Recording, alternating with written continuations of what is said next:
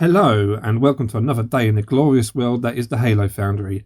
Today we'll be reviewing the 1/12 scale re-edit Master Chief MJOLNIR Mark V high-end action figure by 1000 Toys. Whew. This is the first figure in a series that 1000 Toys will be producing. Yes, a series of figures. I've always been a massive fan of the Halo Combat Evolved design of Chief, so when this bad boy was announced in 2019 I knew I had to pick him up. Originally costing $125, £100 for my Brits, but has since jumped up to dirty scalper prices. This figure was delayed from its original April 2020 release date due to current events, where I instead received this guy in December of 2020, a whole year after pre-orders went live. I mean, I honestly feel bad for this guy, as I've had him sitting in this box untouched for months. I haven't given him the time of day.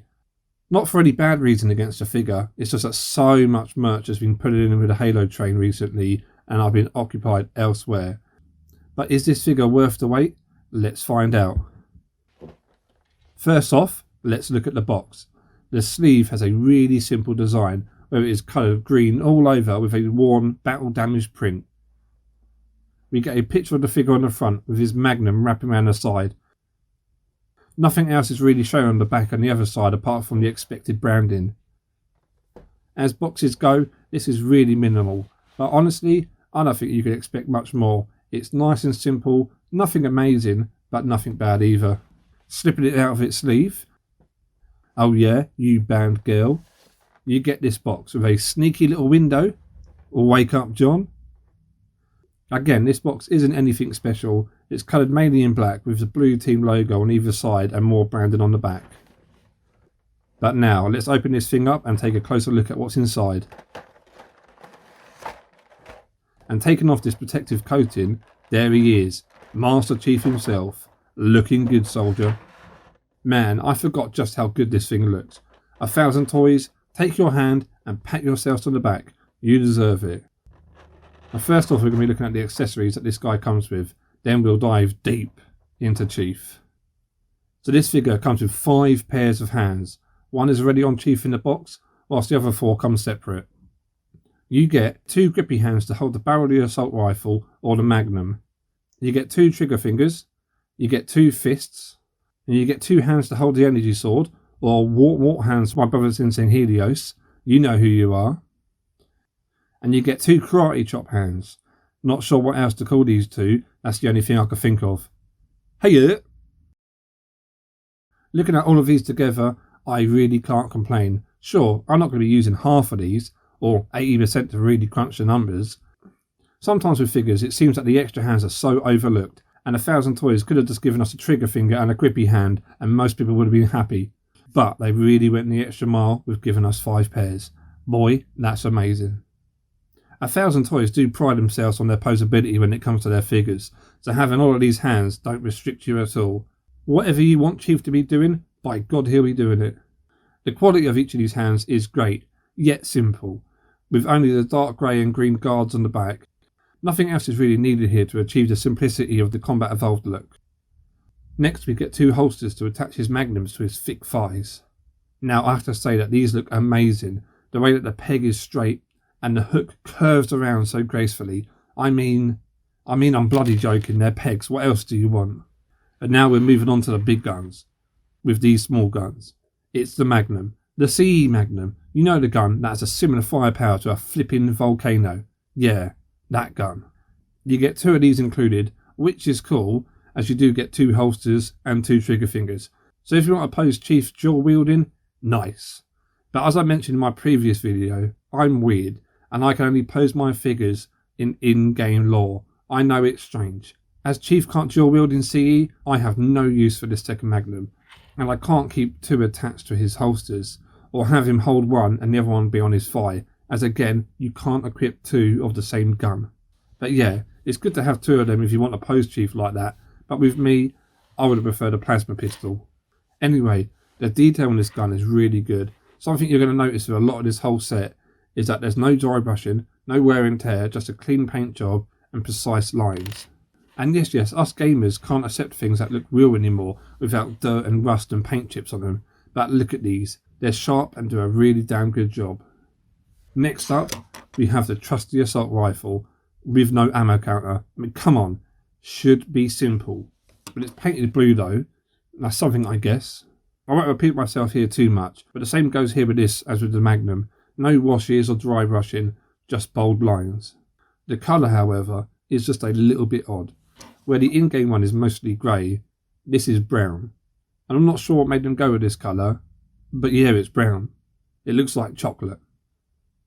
And there's a flippy peg thing here. And there's a flippy peg. Why do I wear these stupid gloves? And there's a flippy peg to attach it to Chief's back. You do get a picture showing how to attach these weapons. The tabs are a little fiddly to get off, so I won't be doing it on camera as they might just ping off and go missing. But you just need to pry these tabs off on his legs to insert the holsters, but the assault rifle goes directly onto his back once the tabs have been removed.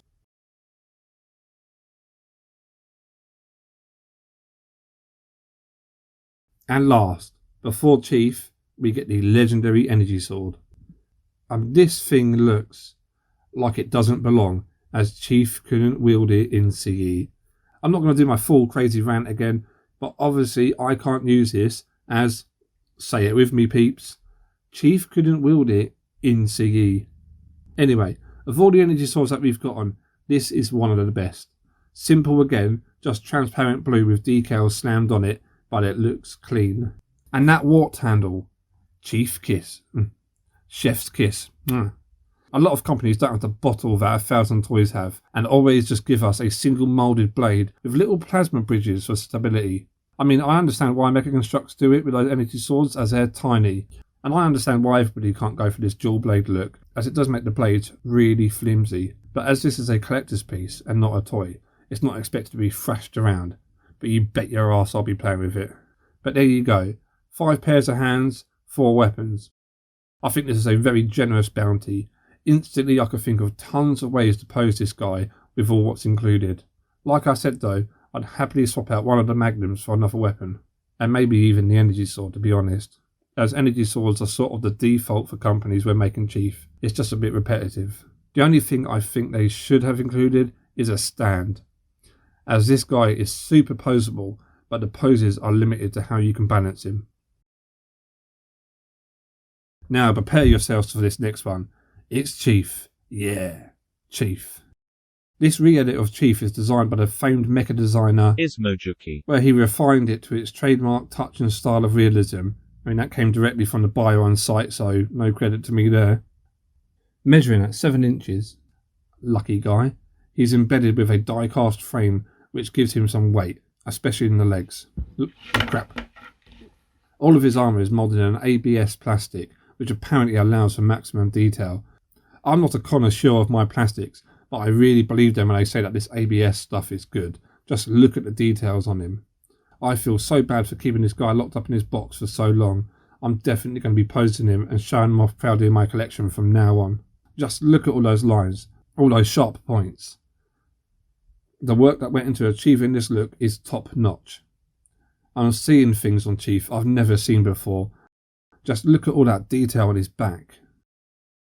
Everything just looks so smooth, and it is, to the touch. Again, there is no dry brushing, no overpainting. They picked a colour and went for it. Of course he's coloured in green on his armour, with a black texture underneath. There's a dark silver mixed in every now and again just to add a little bit of character to his armour, with a few lighter silvers sparingly given. The light emitters on Chief look amazing, with 5 in total. The same blue used on these is what's on the assault rifle's counter, but here it really gives that light emitting look. Then we have these pockets, which I keep forgetting that Chief had in CE. They were just really low res and black. I don't think I actually noticed them for years. But 1,000 Toys went with a light grey to make them pop, which I personally love. It just adds another element to Chief instead of just making them blend into his suit with black.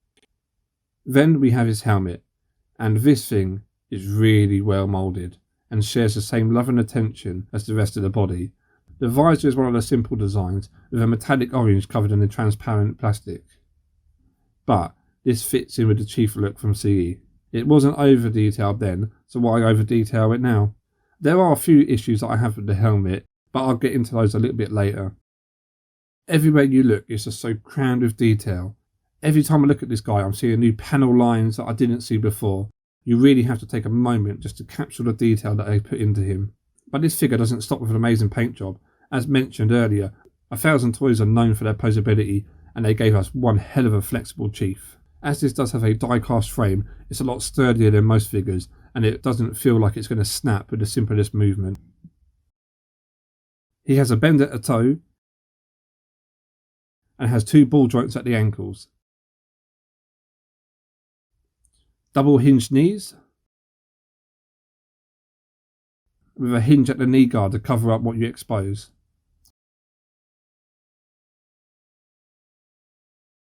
Twisty thighs, as well as ball joints, and another joint right in the crutch.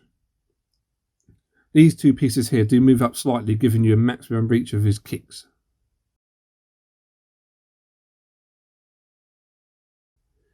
He has a ball joint at the hips and another at his gut. Ball and butterfly joints at the shoulders with a twist.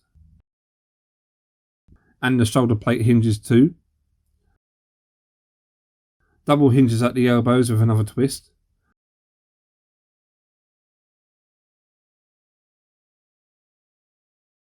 A ball joint at the wrist. And a ball at the head.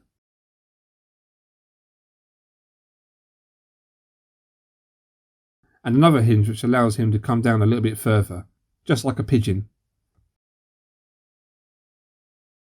And of course they kept the detail train rolling in, with continuing the spine effect all the way up to the helmet, even though you're never going to normally see this. And there you have it. He is one very, very flexible lad. As amazing as this figure does look, I do have a few issues with it. First, his wrists are extremely fiddly and fall off with the slightest touch. First I thought it was just mine, but apparently this issue is with a lot of other people's chiefs as well. All there is to attach the hands is a tiny little ball joint, which makes replacing them very easy, but in return makes them very unstable. Once you have him posed and left alone, it won't be a big issue, but I had tons of trouble getting him to poses with his assault rifle, as the hand just kept flying off. Another issue that I have, and this could be a deal breaker for many, but it doesn't quite look like the CE Chief. Now this is based off the CE Chief, and when looking at it, you know that it's the CE Chief, but as it's a re-edit, there are some slight differences in keeping it looking like 100% in-game. Take the colour for example, it's just not as vibrant. Instead they went with this more dull olive green. The other thing that you might notice is with the helmet, the mouth was originally designed really flat, but here they oddly made it stick out quite a bit. The sides of the helmet are a little bit too thin, whereas the original lights really popped on the sides, and the overall helmet is more of a dome. I think the helmet just looks a little bit too small on him, like it's been crushed by a vice on the sides, just making it look a little bit too thin. I mean, it just screams cosplay to me. And I'm not sure if it's his head with this one or the armour coming out of his back, but his head just sinks in a little too much for me, making him have a hunchback look from some angles. You will find these differences throughout his armour, but it's the helmet that really bothers me here, as it's the most iconic part. And actually, I don't mind the rest of the suit, I think it looks great. But the argument for these changes is that this design is a re-edit. This is 1000 Toys take on the CE Chief, so it's hard for me to criticise it when it says re-edit on the box. It's not like I'm running into any surprises here. But judging this thing as it looks, it is amazing all over. It's only when you compare it side by side with a picture from the in-game model when you start to notice some of the issues. But throwing him into some quick poses here, he looks stunning. He looks beautiful. Oof, my god, yeah. As mentioned, they really put emphasis on the posability of this guy and made sure that none of his armour got in the way. Literally, your imagination is the limit. But it's really easy to get his hands to grip the weapons, so you won't be forcing anything here. No paint scratches, don't worry about it. And you won't be needing any heat to make his hands pliable to squeeze around. Lovely touch. As mentioned, the weight of this guy means that it's easy to get him to stand up in most poses. But once again, it's a shame that there wasn't a stand included, so it does limit you from going for most of the extreme poses, especially considering the price. But you can always pick up a third party one from Amazon, I guess. But I am glad that I picked this figure up, and I really can't wait to see what other figures from the Halo line of 1000 Toys create. Despite the few issues that I mentioned, I personally welcome this guy into my collection and can't wait to finally have him out of his box and out on display. But let me know your thoughts on the figure. Do you like the changes that 1000 Toys did here? Would you prefer one more in line with the in-game model? And what other figures would you like to see them make? As always, thank you so much for watching. Don't forget to like, comment and subscribe for more weekly Halo Gear videos. Hiya!